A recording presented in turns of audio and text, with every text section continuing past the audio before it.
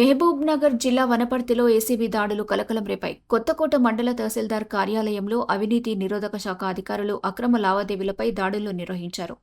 రైతు ఫిర్యాదు ఆధారంగా ఏసీబీ డీఎస్పీ సిహెచ్ బాలకృష్ణ నేతృత్వంలో బృందం పూర్తిస్థాయి విచారణ చేపట్టింది. విలేకరుల సమావేశంలో డీఎస్పీ బాలకృష్ణ మాట్లాడుతూ ఇనం రద్దుకు సంబంధించిన ఓఆర్సీ సర్టిఫికెట్ కోసం తగిన మొత్తాన్ని డిమాండ్ చేసినట్టు రైతు ఫిర్యాదు చేశాడు. ఆ ఫిర్యాదు ఆధారంగా సాక్ష్యాలు సేకరించగా అక్రమ డిమాండ్ నిరూపితమైందని వెల్లడించారు.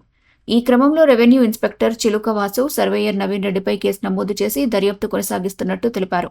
ప్రజల్లో అవినీతి పరులపై నమ్మకాన్ని కలిగించే దిశగా ఏసీబీ కఠిన చర్యలు తీసుకుంటుందని అధికారులు స్పష్టం చేశారు.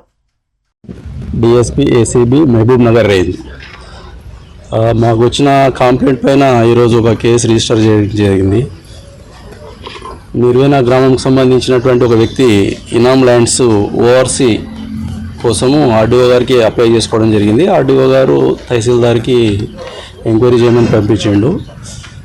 తహసీల్దార్ గారు సర్వేయరు అండ్ ఎంఆర్ఐ వాళ్ళకు పిటిషన్ ఎంటర్ చేసిండు. ఎంక్వైరీ ఫీల్డ్ ఎంక్వైరీ చేసి రిపోర్ట్ ఇవ్వమని చెప్పేసి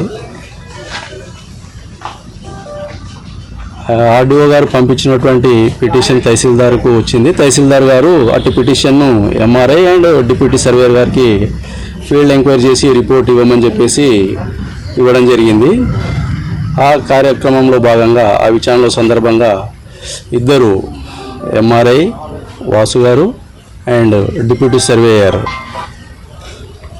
నవీన్ రెడ్డి గారు ఇద్దరు కలిసి 40,000 రూపాయలు డిమాండ్ చేయడం జరుగుతుంది. కంప్లైంట్ని 40,000 డిమాండ్ చేసి 40,000 ఇచ్చినట్లయితే మీకు ఎక్కడ ఎటువంటి ఆటం లేకుండా ఎంఆర్ఓ ద్వారా కానీ ఆర్డీఓ ఆఫీస్లో కానీ ఎక్కడ కానీ ఎటువంటి ఆటంకం లేకుండా 40,000 ఇచ్చేస్తే మీ పని అయిపోతుందని డిమాండ్ చేయడం జరుగుతుంది.